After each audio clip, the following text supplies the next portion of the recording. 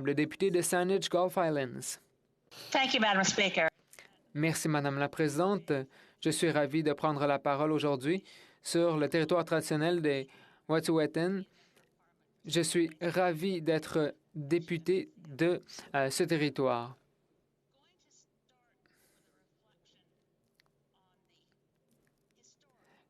J'aimerais d'abord revenir sur le caractère historique de ce budget. Et j'aimerais citer à feu Jane Jacobs, une planificatrice urbaine qui, dans son dernier livre, disait que nous avions une amnésie collective en tant que société. Bon, ce que je vais dire va sans doute mener à du chahutage, mais bon. Vous serez avertis. Je pense que dans le cadre du budget, il est important de souligner les engagements historiques envers les services de garde.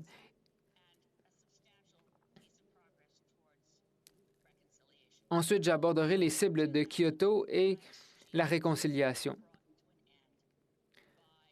Des cibles avaient été prises en 2005 et ont finalement été retirées à la dernière seconde en raison de notre système électoral de scrutin uninominal à un tour. À l'époque, je n'étais pas membre d'un parti politique, j'étais directrice du club Sierra et lorsque je pense au 28 avril 2005, j'en ai les larmes aux yeux. Nous avions un plan pour atteindre les cibles de Kyoto.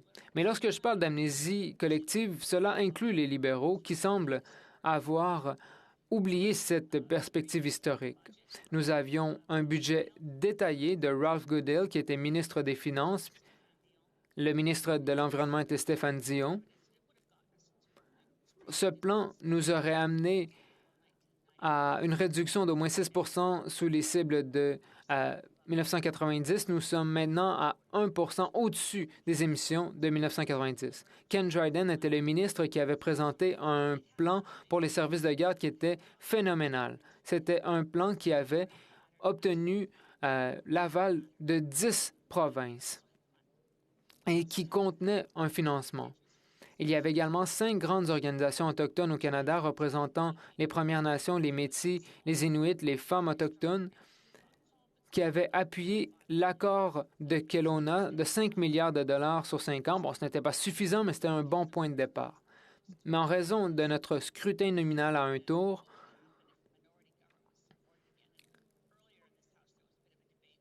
en raison des peurs d'un gouvernement minoritaire,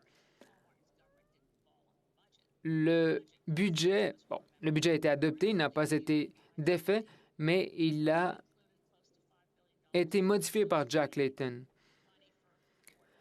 notamment pour accroître le financement au logement abordable, pour donner plus d'argent pour lutter contre la pauvreté mondiale. Avec ce budget, le gouvernement aurait atteint son objectif de 0,7 du PIB pour le développement international. Bon, le budget a été adopté, mais ensuite, les conservateurs de Stephen Harper ont fait tomber le gouvernement grâce à leur motion de non-confiance qui a été appuyée par le Bloc et le NPD. Donc, c'est en raison de notre scrutin uninominal à un tour que nous n'avons pu atteindre les cibles de Kyoto, que l'accord de Kelowna n'a pas été respecté et que notre plan pour les services de garde n'a pas été mis en œuvre. Aujourd'hui, si nous avions adopté ce plan, nous ne serions pas 20 au-dessus des cibles de 1990. Les services de garde seraient déjà une réalité au Canada, et ce depuis 15 ans. La nouvelle ministre des Finances nous promet un plan d'ici 5 ans et je suis certain qu'elle est tout à fait dédiée à la cause, mais je sais que sans l'accord des provinces, le financement ne sera pas suffisant. Donc, si nous avions un mode de scrutin différent, cette réalité existerait depuis déjà plus de 15 ans. Si c'est un retour en arrière, Ce budget, néanmoins, ne nous permettra jamais de rattraper le temps perdu et le temps qui a été gaspillé par Stephen Harper avec l'appui du Bloc, du NPD et de tous les autres. Certainly support, and I'm sure. Alors, j'appuie et tous les députés du caucus des Verts sont très contents de voir du financement pour les services de garde. Nous aimerions bien l'appuyer. Et bon, il y a des choses qui manquent dans ce budget. L'assurance médicaments brille par son absence. Et le revenu de base universel, qu'en est-il? Au Congrès libéral, cette politique a été appuyée, mais ça ne fait pas partie du budget. Qu'en est-il de la crise des opioïdes qui fauche des vies partout au pays? Qu'en est-il de la décriminalisation? Où est le plan pour traiter la crise des opioïdes? Qu'en est-il de ceux qui sont laissés pour compte, les jeunes, les étudiants, les personnes handicapées? Pensons à des personnes à faible revenu, des personnes qui ont du mal à payer leur loyer. Il y a tant de choses absentes dans ce budget.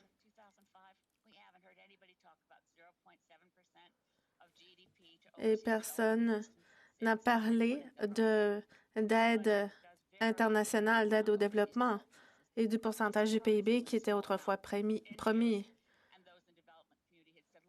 Les ONG et les organismes du développement international disent mettez au moins 1 du PIB pour le développement à l'étranger. Mais là, on n'y est pas du tout. On parle d'un demi-pourcent réparti sur de nombreuses années et on sait qu'il y aura une crise alimentaire à cause de la COVID. Les pays en développement ont besoin d'aide. Et oui, il y a une augmentation de l'aide, mais c'est complètement inadéquat. L'Agence canadienne de l'eau est très importante. Il y a une mention, mais bon, quand je travaillais au gouvernement dans les années 80, il y avait une autre fonction et maintenant l'Agence canadienne de l'eau a été créée. Et à l'époque, dans l'organisme précédent, on avait quelques 1000 employés qui travaillaient à ces fonctions, mais l'Agence canadienne de l'eau a besoin de bien plus de 8 millions par année qu'on y attribue. Ensuite, il y a les cibles de lutte de changement climatique. Bon, on peut en débattre. Il y a beaucoup de dépenses ici qui sont louables. Les obligations écologiques, j'aime bien, notamment aussi les mesures pour les rénovations écologiques qui sont intéressantes, mais il y a beaucoup de technologies propres qu'on mentionne dans le budget qui sont en fait des technologies sales. Pensons aux petits réacteurs nucléaires. Et bon, il faut pas se leurrer, il y a un éléphant dans la salle. Comment dire que le budget lutte contre les changements climatiques, mais le budget maintient en place des subventions aux compagnies pétrolières et gazières pour produire davantage de pétrole et de gaz. Et on prévoit aussi bâtir un pipeline qui permettra d'alimenter un marché, dis-je, qui n'est plus viable.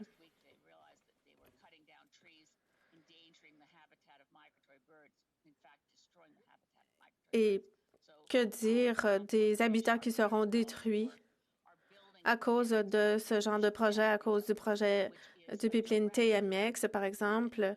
On détruit l'habitat de certains oiseaux à cause de ce projet. Et le DPB l'a dit.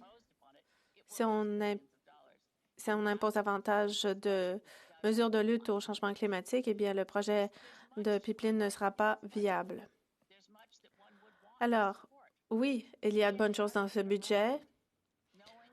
On voudrait pouvoir l'appuyer, mais il faut pouvoir réduire les GES bien plus rapidement que ce qui est prévu dans la nouvelle annonce faite par le premier ministre la semaine dernière qui correspond à une réduction de 40 à 45 . en deçà des niveaux de 2005 d'ici 2030. Le budget contient de bonnes mesures et bon, j'en ai mentionné quelques-unes par rapport au climat. Sorry. Mes excuses, j'ai tenté de faire un signe à la députée.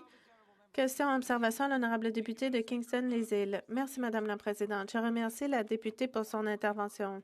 Je la remercie également pour son engagement soutenu visant à résoudre la crise climatique à laquelle nous sommes confrontés. Je la remercie aussi pour ses interventions sur le budget.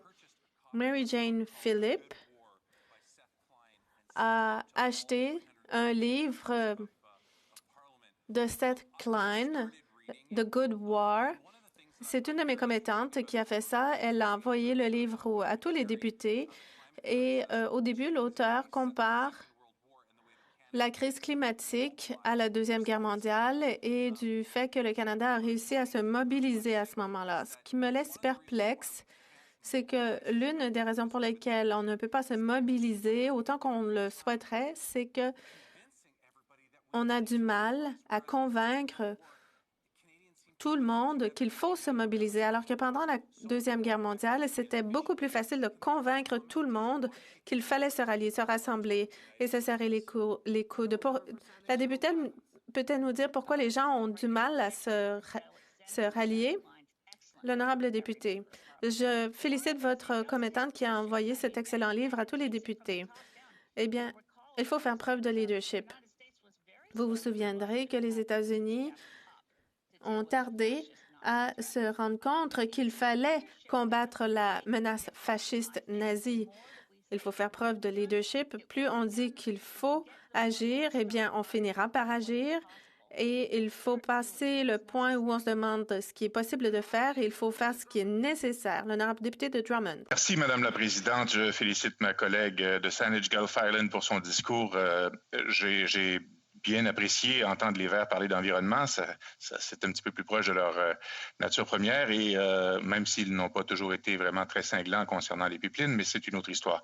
Je voulais plutôt parler de la question des compétences du Québec et des provinces. On parlait tout à l'heure du système de garderie pan-canadien qui va s'inspirer, j'en doute pas, très largement de celui qui est en place au Québec depuis plus de 25 ans et qui fonctionne très bien. Puis il y a la question des compensations sans condition, Madame la Présidente, et on sait que le premier ministre a été quand même assez vague sur ses intentions là-dessus. Y aura-t-il ou pas des conditions attachées aux compensations financières pour le retrait du Québec dans ce dossier-là? Puis j'ai aussi cette inquiétude-là quand viendra le temps d'instaurer une assurance médicaments à la grandeur du Canada. Que pense ma collègue de ce manque de précision-là, de ce manque de clarté-là quant à l'intention du gouvernement de compenser sans condition le Québec dans le cadre des garderies? Merci. Member for Saanich Gulf Islands. Je veux dire merci à mon collègue. C'est clair que maintenant, nous avons les fonds pour un programme national. C'est tellement important pour les autres, pour toutes les familles qui autour du Québec. Il a raison. Le Québec a eu un très bon programme il y a quelques années. Mais je pense que l'absence de clarité, c'est la réalité qu'on doit faire la négociation à l'avenir. Merci. The honourable member for... L'honorable député d'Oshawa. Merci, Madame la Présidente. Je remercie la chef du Parti vert. Je la remercie également pour son service. J'ai eu l'occasion de travailler avec elle sur le projet de loi concernant la maladie de Lyme et je suis toujours impressionnée par sa capacité de rassembler les gens. Un de mes commettants, Maurice, me posait des questions sur les aînés, sur le budget et sur ce que fait le budget pour les aînés. Bon, il a dit qu'il y a un mois environ, un projet de loi a été présenté à la Chambre. Le Bloc, le NPD, les conservateurs l'ont appuyé. C'était une augmentation de 110 $ par mois à la sécurité de la vieillesse. Mais dans ce budget, malheureusement, au lieu de rassembler les gens comme est capable de faire la chef du Parti vert, on dirait que le budget divise les gens parce qu'il traite les gens de plus de 75 ans et de moins de 75 ans de manière différente. L'honorable député de Saanich Gulf Island. Je remercie le député d'Oshawa. Je suis l'ancienne chef du Parti vert, Annemie Paul, est la chef actuelle. Je remercie le député pour ses beaux compliments. Bon, toute augmentation à la sécurité de la vieillesse est bienvenue. Comme le secrétaire parlementaire l'a dit, bon, les libéraux ont fait campagne là-dessus. Moi, j'aurais préféré que... Je pense que peut-être qu'on pourra apporter des améliorations au budget avant qu'on passe au vote, mais j'ai l'impression qu'on ne verra pas, on n'aura pas le temps d'apporter ces changements.